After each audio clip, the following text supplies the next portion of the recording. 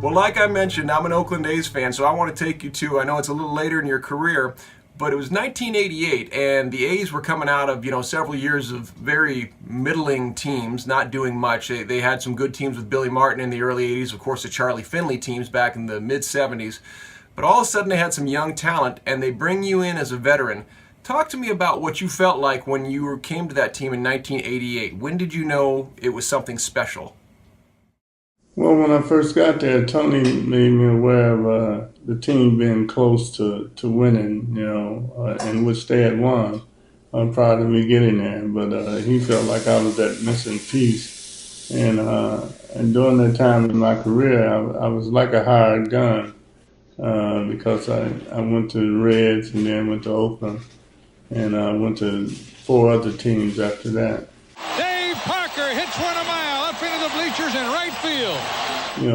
Oakland was right on the doorstep of being champions anyway, and I was what they felt was the missing link. And we had Ricky Henderson was one of the keys that we picked up, and we had Ricky Henderson hitting first, and Connie Langsford hitting second, Jose Canseco hitting third.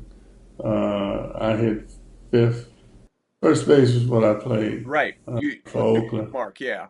But we had a team that pitchers wouldn't even sit out in the dugout and watch hit BP because we would hit them so far out of the park and everybody walked to the plate, usually swatted about 4 or 5 out of the park. So opposing pitchers didn't really like to watch us hit BP.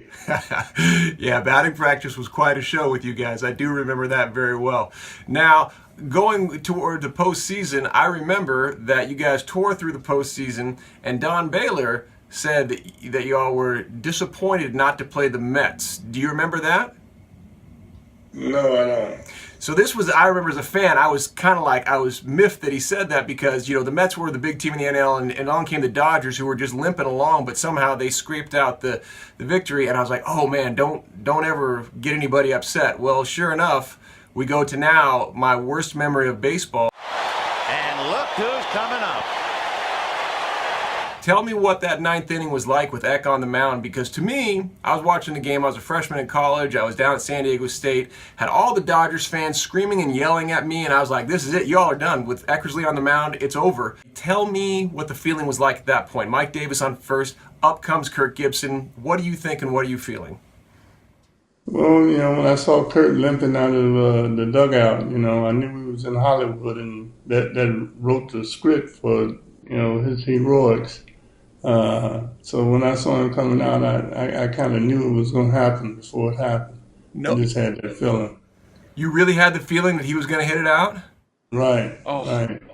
that brings And Eckersley was trying to throw a backdoor slider, and he should have threw a fastball, I believe, because Gibson was on one leg, and it gave him an opportunity to reach out and pull the ball out of the park. But I knew that was going to happen. I felt it when I saw him coming to the plate. I'd say, this is Hollywood, and here you go.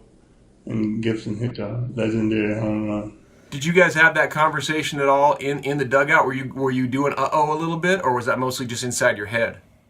No, we kind of took it as it came. We played the hand that was dealt, and that's just the kind of team we had. We won together, we lost together, and we never did do any second guessing. Well, that's good. Now, I did hear in a recent interview with Jose Canseco that he felt the same way that you did. He said he had a bad feeling about it, and of course he was out there and it flew over his head. So anyway, yeah, that was that's my worst baseball memory, and I shared that with my son recently. I took him to Dodger Stadium, and they have all the memorabilia, and yeah, he was very sensitive. He's like, Daddy, I know this was very painful. I'm like, well, I'm just a fan, but yes, it hurt.